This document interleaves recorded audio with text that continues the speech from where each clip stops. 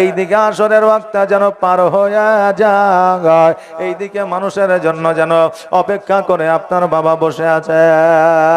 হঠাৎ করে লক্ষ্য করে দেখছে যেন একজন বান্দা মাথায় তার লোকড়ি আছে, চুলগুলো উস্কো খুস্কো, পোশাক যেন যেন আপনার ধুলোবালি লেগে আছে, পোশাকগুলো যেন অত পরিষ্কার পরিচ্ছন্ন নয়। ওই বান্দা যখন রাস্তা দিয়ে চলে আসছে বলে, বান্দারে আপনি কি নামাজ আদায় করবেন না? বলে আমি তো নামাজ আদায় করব, কিন্তু আরো দুইজনকে আমি খুঁজতেছি, এরা দুইজনকে পেয়ে গেলে জামাত সহকারে নামাজটা আদায় করব। এরা বলতেছে আমরাও দুইজন একজনকে খুঁজতেছিলাম নামাজ আদায় করার জন্য। বলে তোমরা দুইজন, আমি হলাম একজন, চলো নামাজটা আদায় করে দিই। বলে নামাজটা যে আদায় করবেন আপনি কি ওযু বানাবেন না? নামাজ পড়ার আগে অপবিত্র থাকলে পবিত্রতা অর্জন করতে হবে, ওযু বানাইতে হবে। আর ওযু বানানোর পরে পরিষ্কার পরিচ্ছন্ন জামা আপনাকে পরিধান করতে হবে। তারপরে আপনাকে যাই নামাজে বিছায়া নামাজ আদায় করতে হবে। ওই বান্দা দুইজন বলে শোনো গো, আপনি কি ওযু বানাবেন না? বলে শোনো রে, আমি হলাম মুসলমান, আমি নবীর কালমা পড়েছি, আমি নবী প্রেমিক, অতএব আমার ওযুর দরকার হবে না। আমি একবার ওযু বানাইলে আমার ওযু ভাঙে না। আর যদি ওযু ভেঙে যায় আমি সঙ্গে সঙ্গে ওযু বানানি, কারণ আমি কখনো বিনা ওযুতে থাকি না। জোরে বলুন সুবহানাল্লাহ। আরে বাবা যে ভাইরা, একজন মুসলমানের কাজ এইরকম হওয়াই দরকার। কারণ একজন মুসলমান, আমি আপনি মুসলমান, আমরা সর্বদা পরিষ্কার পরিচ্ছন্ন থাকব, সর্বদা মুসলমান আমরা ওযু বানায়া থাকব, সর্বদা আমাদেরকে পরিষ্কার পরিচ্ছন্ন থাকতে বলা হয়েছে। কারণ মওত কার কখন চলে আসবে, ওই বান্দা যদি আপনার পরিষ্কার পরিচ্ছন্ন থাকে, ওই বান্দা যদি ওযু বানায়া থাকে, তার মওতটা বড় আসানে হবে। এই জন্য আমরা মুসলমান, আমরা সর্বদা যেন পরিষ্কার ও পরিচ্ছন্ন থাকতে পারি। আল্লাহ যেন সেই তৌফিক দান করে। সকলে বলেন আমিন। আরে আমার বাবা যে ভাইরা, ওই বান্দা যখন বলল আমার সর্বদা ওযু থাকে, আমি ওযু বানায়া থাকে, তখন তারা মনে করলো নিশ্চয় এই ব্যক্তি মুমিন বান্দা হবে, নিশ্চয় এই ব্যক্তি আল্লাহ ওয়ালা হবে। তবে এই বান্দাকে আমরা ইমামতের দায়িত্বটা দেব। বাবাজি ভাইরা, ওই বান্দাকে বললেন আপনি নামাজটা পড়ায়া দেন। বলে না না না, আমি নামাজ পড়াবো না, আপনারা নামাজটা পড়ায়া দেন। এবার ওরা বলল না, আপনার যখন কোনো সময় ওযু ভাঙে না, অতএব আপনি যদি নামাজটা পড়ান আল্লাহর দরবারে নামাজটা অতি দ্রুত কবুল হয়ে যাবে। অতএব আপনি দয়া করে নামাজটা পড়ায়া দেন। যখন বারবার রিকোয়েস্ট করার পরে যখন ওই বান্দাটা নামাজ পড়াইতে গেল, এবার নামাজে নিয়াত করার পরে হাত কানে উঠায়া যখন হাতটা বেঁধে নিল, সূরা ফাতিহা পড়া শুরু করলো। আর যেন সূরা পড়া বন্ধ হয় না, মনে মনে সূরা পড়তে আছে, আর সময় যেন অতিবাহিত হয়ে যাচ্ছে, রুকু সেজদায় যায় না। এরা দুইজনা চিন্তা করে আল্লাহ গো, এমনিতে আসরের ওয়াক্তটা বেশি না, আর এ যেভাবে সূরা ধরেছে তাতে আসরের নামাজ তো দূরের কথা, মাগরিবের নামাজও আমরা পাবো না। এরা দুইজন এইভাবে চিন্তায় চিন্তিত হইয়া একে অপরে যেন আপনার চিন্তা ভাবনা করতে আছে। এবার বাবারে, আমরা যখন পবিত্র রমজান মাসে মসজিদে যাই নামাজ পড়ার জন্য, যেই জায়গায় খতম আপনার তারাবি হয়, ওই জায়গায় অনেক যুবকেরা আছে দেখবেন, যখন মৌলভী সাহেব সূরা রহমানটা ফুল ধরে লেয়, একে অপরে যেন হুড়াহুড়ি শুরু করে দেয়। করে রে, হ্যাঁ, নামাজ পড়তে যাবে, দেখছে মৌলভী সাহেব বড় সূরা ধরেছে, ওকে একটা হুড়া মারলে, ওকে একটা হুড়া মারলে। এমনও যুবকেরা আছে বুঝলে, মসজিদে যুবক সেজদায় গেছে, আর এক যুবক পেছন থেকে এসে কাপড় তুলে ঘাড়ে বাইন্ধে দিয়ে দেয়। এরকম আছে। বুঝলেন? হ্যাঁ বাবাজি ভাইরা, যারা আছেন আপনাদের বলে যায়, যুবক যারা আছে, বাচ্চা যারা আছে, মসজিদে একটু বদমাইশি করবে, মসজিদে একটু মিষ্টি বেশি নিবে, মসজিদে একটু ক্ষীর পায়েস বেশি নেবে, তবে এদের উপর বিরক্ত বোধ মনে করবেন না, কারণ এরাই হলো ভবিষ্যতের আপনার মুসল্লি, এরাই হলো ভবিষ্যতের আপনার নামাজে, এরাই হলো ভবিষ্যতে আপনার মসজিদের দায়িত্ব নেবে। এই জন্য মসজিদ মাদ্রাসা যদি ক্ষীর খিচুড়ি যদি মিষ্টি বিতরণ করেন, আগে বাচ্চাদেরকে দিবে। কথা বুঝতে পারলে? আগে বাচ্চাদেরকে দিবে, কারণ এরাই হলো ভবিষ্যৎ। বাবারে, এবার এরা দুজন চিন্তা করে, হায় রে, এই লোকটাকে যে ইমামতি করতে দিলাম, আজকে আসরের নামাজ তো যাবেই যাবে, মাগরিবের নামাজটাও আমরা পাবো না। এইভাবে বাবা দিনগুলো আপনার অতিবাহিত করতে আছে। এবার হঠাৎ করে যেন রুকু সেজদায় গেল। এবার যখন রুকু সেজদায় গেল, এবার রুকু সেজদা থেকে যেন মাথা খানা উঠায় না। চিন্তা করে, আল্লাহ, এই বান্দা যে রুকু সেজদায় গেল, সেজদা থেকে মাথা খানা কেন উঠায় না? আল্লাহ গো, এই বান্দাকে যে আমরা নামাজ পড়ার দায়িত্ব খানা দিলাম, ও আল্লাহ, তবে কি এই বান্দা মূর্খ আছে? তবে কি এই বান্দা নামাজ পড়াতে জানে না? তবে এই বান্দা কি পাগল আছে? কেন এতক্ষণ পর্যন্ত সূরা পড়তেছিল, আর এখন রুকু সেজদায় গেল, রুকু সেজদা থেকে মাথা উঠায় না? এরা কান দিয়ে দেখে, রুকু সেজদায় না জানে কি করছে, আর কান দিয়ে যখন দেখছে, তখন একটা আওয়াজ আসছে, সুবহান রব্বিয়াল আযীম, সুবহান রব্বিয়াল আযীম। এই শব্দটা যেন আসতে আছে। বলে না, এ তো জিন্দা আছে, এ তো ভালো আছে, তবে এত দেরি কেন করতে আছে? অনেকক্ষণ পরে রুকু সেজদা থেকে উঠলেন, সামি আল্লাহু লিমান হামিদা, আল্লাহু আকবার বলে সেজদায় গেলেন। এবার সেজদায় যাওয়ার পরেও যেন মাথা খানা উঠায় না। আচ্ছা বলে, এত ধৈর্য সহকারে বর্তমানে নামাজ কে আদায় করবে? ইমাম সাহেব শুক্রবারে জুম্মার দিনে বক্তব্য 8 ঘন্টার জায়গায় যদি 40 মিনিট হয়ে যায়, আমাদের অধৈর্য ধরে যায়। খুতবা পড়ার সময় খুতবাটা যদি একটু বড় হয়ে যায়, জুম্মার নামাজের পরে আমরা বলে থাকি, মৌলভী সাহেব খুতবাটা বড় হয়ে যাচ্ছে, মাঠে আমার অনেক কাজ আছে, ধান কাটার কাজ আছে। বাবারা, আজকে আমাদের ধৈর্য নয়। আল্লাহ তাবারাক তাআলা বললেন, ইয়া আইয়ুহাল্লাযীনা আমানুস্তাঈনু বিস-সাবরি ওয়াস-সালাহ ইন্নাল্লাহা মা'আস-সাবিরিন। আল্লাহ বলে, বান্দারে, তোমরা যারা ধৈর্য অবলম্বন করো, আমি আল্লাহ তাদের সঙ্গী হয়ে যায়। জোরে বলুন সুবহানাল্লাহ। বাবাজি ভাইরা, এরা চিন্তা করে, আসর তো গেল, মাগরিবও চলে গেল, কারণ এত দেরি করে জীবনে কোনোদিন নামাজ পড়ি না। আহারে বাবা, এই 4 রাকাত নামাজ পড়তে কতটা সময় লাগবে? যদি 1 রাকাত নামাজ পড়তে এত সময় লাগে, এবার বাবা 4 রাকাত নামাজ কমপ্লিট করার পরে আসসালামু আলাইকুম ওয়া রাহমাতুল্লাহ, এবার যখন সালামটা ফিরে দিয়েছে, এরা 2 জন তো রাগান্বিত হয়ে আছে। নামাজ কমপ্লিট হলেই তাকে ধরবো।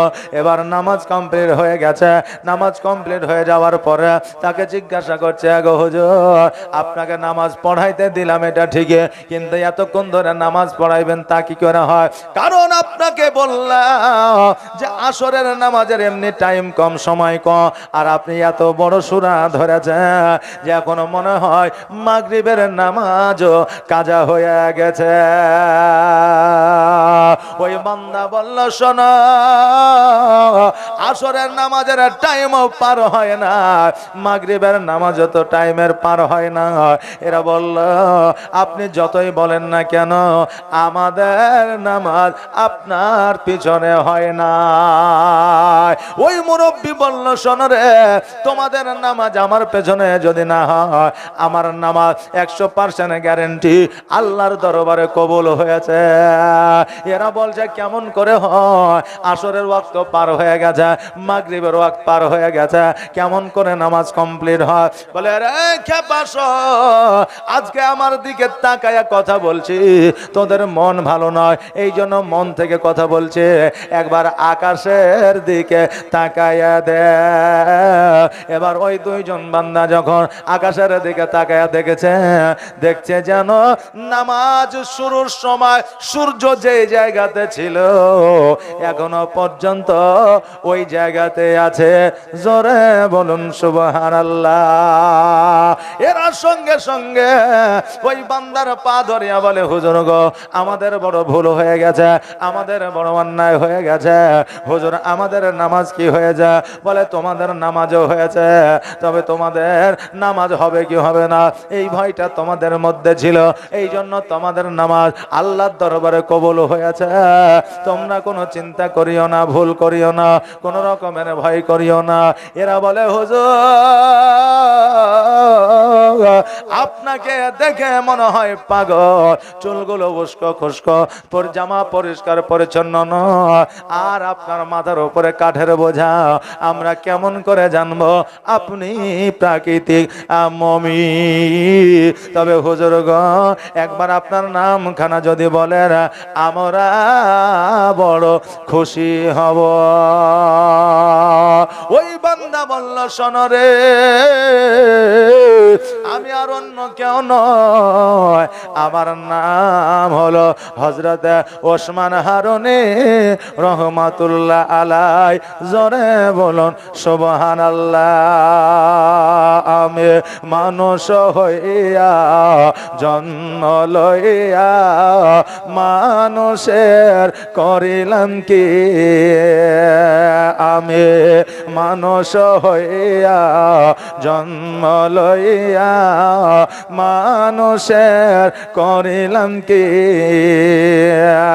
আমি নবী না চিনিলাম কি ভুল করিলাম, নবী না চিনিলাম কি ভুল করিলাম, ঝুলিতে ভরিলাম কি, আমি মানুষ হইয়া জন্ম লইয়া মানুষের করিলাম কি। বাবাজি ভাইরা, যেটা আমার বলার উদ্দেশ্য ছিল, আল্লাহ তাবারাক তাআলা সত্যবাদের সঙ্গ লাভ করতে বললেন, তবে সত্যবাদে কে কেমন আমরা বর্তমানে চিনতে পারবো না। আহারে, আমার আল্লাহ তাবারাক তাআলা আল কোরআনুল মাজিদের মধ্যে বললেন, ওয়া আম্মা বিনি'মাতি রাব্বিকা ফাহাদ্দিস। আল্লাহ বলে, বান্দারে তোমরা যারা আমার আল্লাহর নিয়ামতের প্রশংসা করো, আমি আল্লাহ আমি বড় খুশি হই। আমার নিয়ামতের প্রশংসা করা হলে আমার প্রশংসা করা হয়। জোরে বলেন সুবহানাল্লাহ। বাবাজি ভাইরা, আজকে জগতের মধ্যে যাবতীয় যা কিছু এসেছে সব কিছু আল্লাহর তরফ থেকে নিয়ামত, তবে বর্তমানে অতীতে ভবিষ্যতে সব চাইতে বড় নিয়ামত হলো আপনার নবী, আমার নবী মুহাম্মদুর রাসূলুল্লাহ সাল্লাল্লাহু তাআলা আলাইহি ওয়াসাল্লাম। ওই নবী জগতের মধ্যে না আসিলে নামাজ পাইতাম না, রোজা পাইতাম না, হজ পাইতাম না, যাকাত পাইতাম না, পিতা পাইতাম না, মাতা পাইতাম না, সন্তান পাইতাম না, বোন পাইতাম না, ভাই পাইতাম না। আপনি বলবেন হুজুর যারা বেধর্মিক আছে তাদের তো ভাই আছে, বোন আছে, মা আছে, বাপ আছে, কিন্তু আমরা ধার্মিক, আমাদেরও বাপ মা ভাই বোন আছে। তবে হুজুর গো, আজকে আমরা মুসলমান, নবী নাই আসলে আমরা হয়তো পাইতাম না, কিন্তু তারা কি পাইতো? তারাও পাইতাম না। হিন্দু, জৈন, খ্রিস্টান, ইহুদি, নাসারা আমার নবী নাই আসলে বাপ মা ভাই বোন আত্মীয় স্বজন বংশধর তারা পাইতো না। কেননা আজকে থেকে 1442 হিজরি আগে মক্কা নগরে একটা মহিলাদের মেলা হতো, মক্কা নগরে একটা মহিলাদের হাট হতো। ওই হাটের মধ্যে মেয়েদেরকে বিক্রয় করা হতো গরু ছাগলের মতো। ওই সময়ে দাসী রূপে আপনার মেয়েদেরকে কিনে নিয়ে যাওয়া হতো। আর কিনে নিয়ে যাওয়ার পরে তাদের যেইভাবে মন চাইতো সেইভাবে তারা কাজকর্ম করাইতো। বাবা, ওই মেলাটা যদি এখনো পর্যন্ত জারি থাকতো, পৃথিবীর মধ্যে স্বামী আর স্ত্রীর কোনো সম্পর্ক থাকতো না, বিবাহ হইতো না। আর বিবাহ না হইলে কার কন্যা সন্তান কেউ জানতে পারতো না। এখান থেকে ভাই বোন আর আত্মীয় স্বজনের যে সম্পর্ক, এই সম্পর্ক কারো মধ্যে থাকতো না। আমার নবী মুস্তাফা সাল্লাল্লাহু তাআলা আলাইহি ওয়াসাল্লাম 6 বছর বয়সে এই সর্বপ্রথম নারীদের মেলাটাকে বন্ধ করেছিলেন। জোরে বলেন সুবহানাল্লাহ। অনেক ইতিহাস আছে রে বাবা। যখন নবীজির জীবনী শুনেছেন, নবীজির জীবনী শুরু করেছেন, ইতিহাস আপনারা শুনতে পাবেন। যে ইতিহাস হয়তো অনেকে জীবনী শুনেছেন কিন্তু আপনারা শুনতে পাননি, কিন্তু ওই ইতিহাস শুনতে পাবেন। আমার নবী মুস্তাফা সাল্লাল্লাহু তাআলা আলাইহি ওয়াসাল্লাম 40 বছর বয়সে নবুয়ত প্রাপ্ত হয়েছিলেন নাকি? জি বলেন, 40 বছর বয়সে নবুয়ত প্রাপ্ত হয়েছিল না? হয় নাই? হয়েছিল। কিন্তু বাবা এটা সব চাইতে বড় মিথ্যা কথা। আপনি বলবেন হুজুর এতদিন ধরে জীবনে শুনলাম, এতদিন ধরে আমরা কিতাব পড়লাম, বই পড়লাম, নবী আমার 40 বছর বয়সে নবুয়ত প্রাপ্ত হয়েছে। আপনি বলছেন এটা মিথ্যা কথা, কেমন করে হতে পারে? বাবারে, 40 বছর বয়সে নবুয়ত প্রাপ্ত হওয়া মানে 40 বছর বয়সে আমার নবী হয়েছিল। কিন্তু না না না, কানুনের শরীয়ত আর তারিখে হাবিবিল্লাহ খুলে দেখা। আল্লাহ পাক রব্বুল আলামিন বলেছে আব্বারু মা খালাকাল্লাহু নূর, यानी सबसे पहले अल्लाह ताबारक ताला नूर को पैदा किया। और ওই নূর থেকে নবী মুস্তাফাকে তৈরি করা যায়। আর নবী মুস্তাফার নূর থেকে সারা জাহান তৈরি করেছে। জোরে বলেন সুবহানাল্লাহ। 40 বছর বয়স থেকে নবী আমার নবী ছিলেন না। নবী আমার আওয়ালেও নবী ছিলেন, আখেরেও নবী থাকবেন। জোরে বলেন সুবহানাল্লাহ। বাবা যে ভাইরা, নবী আমার 40 বছরে নবুয়ত প্রাপ্ত হয়েছে। এটা মাত্র আলিয়া বোর্ডের ইতিহাসে পাওয়া যায়, এটা মাত্র আপনার ভারতবর্ষের ইতিহাসে পাওয়া যায়, এটা মাত্র আপনার মাদ্রাসা বোর্ডের ইতিহাসে পাওয়া যায়। কিন্তু শরীয়তের মধ্যে কোন দলিল, কোন কিতাবে, কোন বুখারী শরীফে এই কথা লেখা নাই। আহারে বাবা যে ভাইরা, আপনাদের একটা প্রমাণ আমি আপনাদের দিয়ে যায়। হযরত জিবরিল আমিন আলাইহিস সালাম আল্লাহকে প্রশ্ন করছে, আল্লাহ গো, আপনার কাছে আমার একটা জানার বিষয় আছে, আপনাকে একটা কথা আমি জিজ্ঞাসা করতে চাই। ও গো আল্লাহ, যদি আপনি বেয়াদবি না মনে করেন। আমার আল্লাহ তাবারাক তাআলা বললেন, জিবরিল বলো বলো, তুমি কি কথা জিজ্ঞাসা করতে চাও বলো। বলে আল্লাহ গো, আজকে আমি বহুত দিন থেকে, অনেক দিন থেকে আরশে আজিমের মধ্যে একটা চকচকে ঝকচকে একটা নূর দেখতে পাও। ও আল্লাহ, ওই নূরখানা কি একবার জানতে চাই। আল্লাহ তাবারাক তাআলা বলে, জিবরিল রে, আমি আল্লাহ আমার মহিমা বোঝা বড় দায়। আজকে ওইটা নূরখানা দেখা যায়। ওই নূরখানা কতদিন থেকে দেখতে পাও? বলে 70 বছর থেকে দেখতে পাও। জিবরিল রে, আজকে তোমার 70 বছর জন্ম হয়েছে, তাই তুমি 70 বছর থেকে দেখতে পাও। তোমার জন্মের 70,000 বছর আগে ওই নূরখানা আমি তৈরি করেছিলাম। জোরে বলেন সুবহানাল্লাহ। আজকে যদি ওই নূরখানা আমি তৈরি না করতাম, আমি আসমান জমে, নদী নালা, কীট পতঙ্গ, ফেরেশতা জিন কিছুই বানাইতাম না। আজকে ওই নবীর ওসিলা, আজকে ওই নবীর নূরে আজকে আমি সারা জাহান পয়দা করেছি। হযরত জিবরিল আমিন বলে, আল্লাহ গো, আজকে ওই নূরের কারণে যদি আমি সৃষ্টি হয়, ওই নূরের কারণে যদি জমিন সৃষ্টি হয়, ওই নূরের কারণে যদি আদম সৃষ্টি হয়, ওই নূরের কারণে যদি জান্নাত তৈরি হয়, ওই নূরের কারণে কারণে যদি জাহান্নাম তৈরি হয়, ওই নূরের কারণে কুল কায়নাত যদি তৈরি হয়, আল্লাহ ওই নূরখানাকে আমি একটু সুসম্মানে সম্মানিত করতে চাই। দেখবেন বাবারে, আপনার বাড়িতে যদি কেউ অসুস্থ হয়ে যায় আর কোন ডাক্তারের কাছে যদি ওই অসুস্থতাটা আপনার দূর হয়ে যায়, দেখবেন ওই ডাক্তারকে দেখতে পাইলে আপনার অটোমেটিক একটা রিসপেক্ট তৈরি হয়ে যায়, না হয় না? হয় বাবা। দেখবেন যদি আপনি একটা জায়গা কিনছেন, জমি কিনছেন, যদি কোনো মানুষ আপনাকে সহযোগিতা করে 1 লাখ 2 লাখ টাকা দিয়া, বা জমিওয়ালা যদি বলে ঠিক আছে তোমাকে রেজিস্ট্রি দিয়ে দিলাম, তুমি 6 মাস পরে বাকি টাকাটা দিও, এখন বর্তমানে তো হবেই না, তবু উদাহরণ দিছি, নাকি বলে এখন হবে না, তবে উদাহরণ দিছি, আপনি সত্যি জমিটা যদি রেজিস্ট্রি করে নেন আর 6 মাস পরে যদি টাকাটা আপনি দিয়ে দেন, ওই বান্দা যদি আপনার কাছে আসে নিশ্চয় আপনার তার প্রতি একটা রেসপেক্ট দেখাবেন। একটা চা খান ভাই, বসেন, একটা বিস্কুট খান, বলবেন কি বলবেন না? এ বাবা, জিবরিল বলতে জান লাগো, যার জন্য সারা জাহান তৈরি, যার জন্য সারা কুল কায়নাত তৈরি, তাকে আমি সুসম্মানে সম্মানিত করতে চাই। বলে কেমন করে সুসম্মানে সম্মানিত করবা? বলে আল্লাহ আমাকে ওই নূরখানায় একবার দেন, আমি একবার জমিনের মধ্য থেকে ঘুরে আসতে চাই। আল্লাহ বলে জিবরিল রে, ওই নূরখানাকে তুমি কোথায় নিয়ে যাবে? বলে জমিনের মধ্যে নিয়ে যাব। বলে কেমন করে নিয়ে যাবে? বলে আমি বুকের মধ্যে নিয়ে যাব। বলে না, হবে না, বুকের মধ্যে করে ধরে নিয়ে গেলে আমার নবীর অসম্মান করা হবে। হাতের তালুতে নিয়ে যাব। বলে হাতের তালুতে নিয়ে গেলে আমার নবীর অসম্মান করা হবে। তবে আমার নবীকে যদি তোমাকে নিয়ে যেতে হয়, তুমি তোমার মাথায় করে নিয়ে যেতে পারো।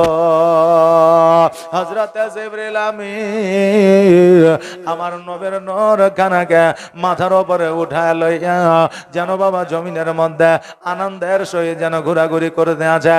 দেখবেন এমনও জিনিস আছে, যদি আপনার ওই জিনিসটা নিয়ে যদি আপনার নেকি হয়, আপনার দেখবেন আপনাকে ভারী লাগবে না, লাগবে লাগবে না বাবারে। দেখবেন এখন আমি মৌলভী সাহেব যদি বলে ভাই আমাকে 1 প্যাকেট সিমেন্ট বইয়া আমার বাড়িতে দিয়াই, বলে আমি পারবো না, গোসল করে আছি, একদম ফিটফাট হয়ে আছি, তোমার সিমেন্টের প্যাকেট নিতে পারবো না। কিন্তু যদি বলা হয় মসজিদের সিমেন্ট 1টা প্যাকেট মসজিদে ফেলে দাও, তখন বাবা মোহব্বতের সময় চলে আসে, তখন ওই সিমেন্টের প্যাকেটটা মাথায় করে মসজিদে ফেলে দিয়ে যায়। এটাকেই বলা হয় মোহাব্বত। আহারে বাবা, মোহব্বতে আমার নবীর নূরখানা লইয়া যেন আপনার জমিনের মধ্যে পৃথিবীর মধ্যে ঘোরাঘুরি করতে আছে। এমত অবস্থা দেখতেছেন যেন কিছু বাচ্চা বাচ্চা ছেলে মেয়েরা যেন খেলাধুলা করতে আছে। হযরত জিবরিল আমিন তাদের খেলাধুলা দেখতে আরম্ভ করেছে। তাদের খেলাধুলা দেখতে দেখতে তাদের খেলাধুলা যেন পছন্দ হয়ে গেছে। জিবরিল আমিন বলতেছে, ওগো বাচ্চারা, তোমরা কি আমাকে একটু খেলতে নিবা? অনেক বাচ্চা আছে দেখবে পৃথিবীতে খেলাধুলা করে, যারা দাদু আছে, যারা কাকা আছে, বাচ্চাদের খেলাধুলা পছন্দ হইলে দেখবেন তারাও খেলাধুলা ওই বাচ্চাদের সঙ্গে করে, না করে না? বেশি না হলেও 2 মিনিট 1 মিনিট খেলে না, একটু আনন্দ উপভোগ করে। জিবরিল আমিন বলল, আমাকে কি খেলতে নিবা না? বলে আপনাকে কেন খেলতে নিব না? যদি আপনি খেলেন অবশ্যই আপনাকে খেলা নিব। আহারে বাবা, জিবরিল আমিন ওই নূরখানাকে একটা জঙ্গলে রেখে দিলেন, আর দেওয়ার পরে ওই বাচ্চাদের সঙ্গে খেলাধুলা আরম্ভ করলেন। খেলাধুলা করতে করতে সময় যেন অতিবাহিত হয়ে যায়। হযরতে জিবরিল আমিনের হঠাৎ করে মনে পড়ে, আল্লাহ গো, আজকে নূরখানা অনেকক্ষণ হয়ে গেল নিয়ে আসা, এবার আমাকে ঊর্ধ্বগমনে যেতে হবে। সঙ্গে সঙ্গে চোখটা বন্ধ করে ঊর্ধ্বগমনে চলে গেছে, আল্লাহর দরবারে গিয়ে হাজির হয়ে গেছে। আল্লাহ বলে, জিবরিল, আজকে তোমাকে দেখতে পাওয়া যায়, কিন্তু আমার নবীর নূরখানা যে মাথায় ছিল সেই নূরখানা দেখা যায় না। চট করে মাথায় হাত দেয়, নূরখানা যেন দেয় না। সঙ্গে সঙ্গে বলে, আল্লাহ গো, আমি জমিনের মধ্যে রেখে দিয়ে এসেছি, একবার সুযোগ দাও, আমি জমিনের মধ্য থেকে নিয়ে আসি। নিচে নেমে গেলেন জমিনে, যাওয়ার পরে যেই জায়গায় নূরখানা রেখেছিল ওই জায়গায় নূরখানা খুঁজতে আছে, যেন নূর আলো জ্যোতিখানা যেন না। বাচ্চাদেরকে ডাক দিয়ে বলে, বাচ্চারে, এই জায়গায় যে একটা নূর ছিল, জ্যোতি ছিল, আলো ছিল, তোমরা কি কেউ পেয়েছ? সকল বাচ্চারা বলে, না, আমি পাই নাই। একজন বাচ্চা মহিলা চুপ করে বসে আছে, সে যেন কিছুই বলে না। জিবরিল আমিন বুঝতে পেরেছে যে বাচ্চার কাছে নূরখানা আছে। আহারে বাবা, এখন বর্তমানে যদি বাচ্চারা কিছু পেয়ে যাও, তবে ওই বাচ্চা ওই জায়গায় আর বসে না, সঙ্গে সঙ্গে বাড়িতে নিয়ে চলে যায়। না, যায় না? পেলেই সঙ্গে সঙ্গে নিয়ে বাড়িতে বাপ মাকে দেখায়, এটা কি দেখো বাবারে, কিন্তু ওই বাচ্চা বসে আছে। তখনকার খেলাধুলা ছিল আলাদা, এখন বর্তমানে খেলাধুলা হলো আলাদা। আগের যুগে আমরা খেলেছি আপনার মাঠে, জঙ্গলে, আমের বাগানে গিয়ে খেলাধুলা করেছি, কিন্তু ফুটবল খেলেছি, ক্রিকেট খেলেছি, গুলি ডান্ডা খেলেছি, আপনার টিপ্পি খেলেছি, এইসব খেলা ছিল আগে, না ছিল না যে ছিল, কিন্তু এখন বর্তমানে ওই সমস্ত খেলা না। আপনি যে একটু আনন্দ ভোগ করবে, যুবকদের সঙ্গে একটু খেলবে, সেই সুযোগটা আপনার কাছে নয়। কারণ হইল এরা কোনো বাগানে যায় না, মাঠে যায় না, আপনার জঙ্গলে যায় না, এরা রাস্তার মোড়ে নইলে ফাঁকা ময়দানে সাঁকুর ওপরে বসে মোবাইলটা ফুল চার্জ করে আপনার শুধু মার মার ধর ধর করে মোবাইল টিভি। কারণ এখন মোবাইল এদের সবকিছু, কথা বলেন না, মোবাইলে গেম খেলে, মোবাইলে গেম এত খেলেছে সাইবার ক্রাইম হয়ে গেছে। দেখা যাচ্ছে হায়দ্রাবাদ থেকে তাকে পুলিশে ধরার জন্য এসেছে, এরকম অনেক কাহিনী ঘটছে। যুবকেরা ওই গেমের মধ্যে যুক্ত হয়ে যায়, আজকে মা বাবার সম্মানের দিকে তাকাই না, বড়দেরকে সম্মান জানাই না, বড়দেরকে শ্রদ্ধা জানাই না, রাস্তার মধ্যে আপনার মোবাইল গেম খেলছে, মুখে তার বিড়ি আছে। এখন চাচা রাস্তা দিয়ে যাচ্ছে, বলে তোর চাচা যাচ্ছে, বিড়িটা ফেলে দে। বলছেন, না, আমার বিড়ি কি ওর বাপের টাকায় খাচ্ছে নাকি? বিড়ি আমার বাপের টাকায় খাচ্ছে, অসুবিধা কি আছে? এ বাবা, যুবকদের লজ্জা উঠে গেছে, বড়দের সম্মান করে না, আর এইটা দেখে বড়রা ছোটদের স্নেহ করে না। আগে যেমন বাচ্চারা, আগে যেমন যুবকেরা বড়দের দেখলে সালাম দিত, এক জায়গায় চুপ করে দাঁড়িয়ে থাকতো, বড়রা ওই বাচ্চার মাথাতে হাত বুলিয়ে দিত, আর হাত বুলিয়ে দেওয়া মানে একটা দোয়া দিত। বর্তমানে যুবকেরা বড়দের শ্রদ্ধা করে না, আর বড়রা ওইভাবে ছোটদের মাথাতে এখন হাত বুলায় না। বাবারা, তখনকার খেলাধুলা ছিল আলাদা, এখন বর্তমানে খেলাধুলা হলো আলাদা।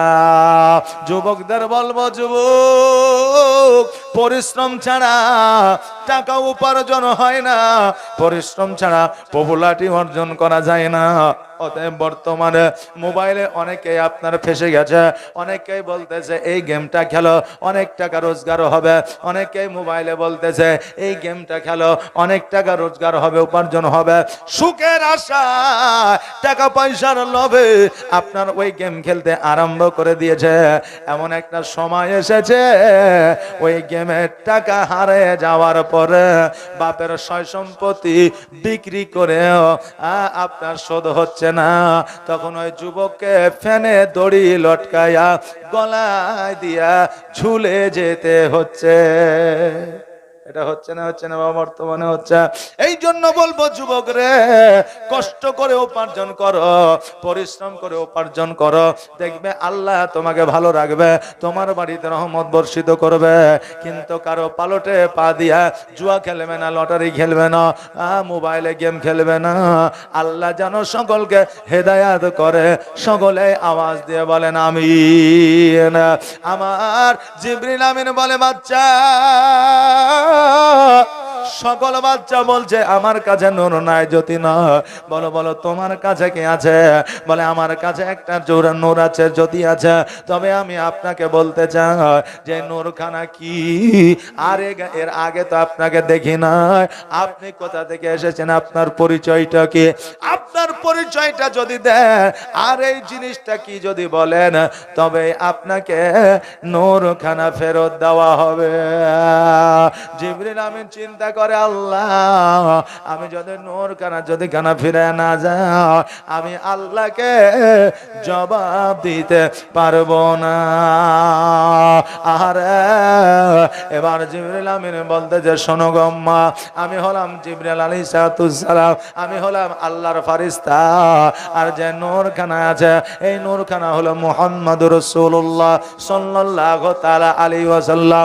জগতের মধ্যে আখেরি পয়গম্বর হয়ে আসবে, ইসলামের ঝান্ডা দন্দা ঈমান করবে, কালেমার দাওয়াত মানুষের ঘরে ঘরে পৌঁছায় দিবে।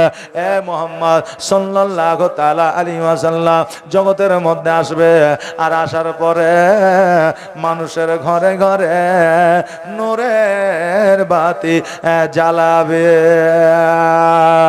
ওই মহিলা, ওই বাচ্চা ছেলেটা বলছে, শোনো গো, এই নূরখানা আমি তোমাকে দিতে পারি, কিন্তু একটা শর্ত আছে। বলে শর্তটা কি?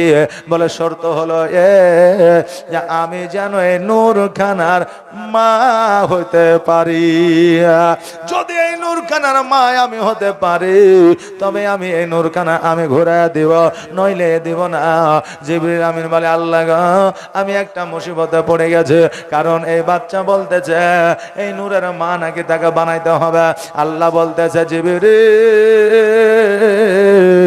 আমার মহিমা বোঝা বড় দাও, যাও যাও তুমি বলে দাও, জানিয়ে দাও আমার মুহাম্মাদের মা ওই বাচ্চা মহিলাটাই হবে।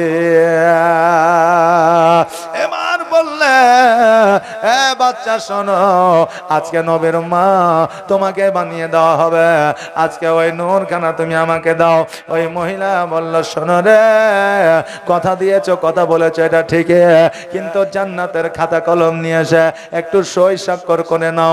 জান্নাত হইতে খাতা কলম নিয়ে এসে এবার বাবা সই স্বাক্ষর করে না হলো, আর ওই মহিলাকে নামখানা জিজ্ঞাসা কর হলো, বাচ্চারে তোমার নামখানা কি একবার বলো। ওই বাচ্চা বলল, আমার নাম হলো হযরতে আমিনা। জোরে বলেন সুবহানাল্লাহ। ওই মহিলা বলল, আমার নাম হলো আমিনা। অতএব শোনো, আজকে জান্নাতের খাতায় লিখে নিলাম, আগামীতে আমি নবীর মা হব, এবং নবীর মা হয়ে নিজের ভাগ্য পরিবর্তন করব। জোরে বলা যাবে না সুবহানাল্লাহ।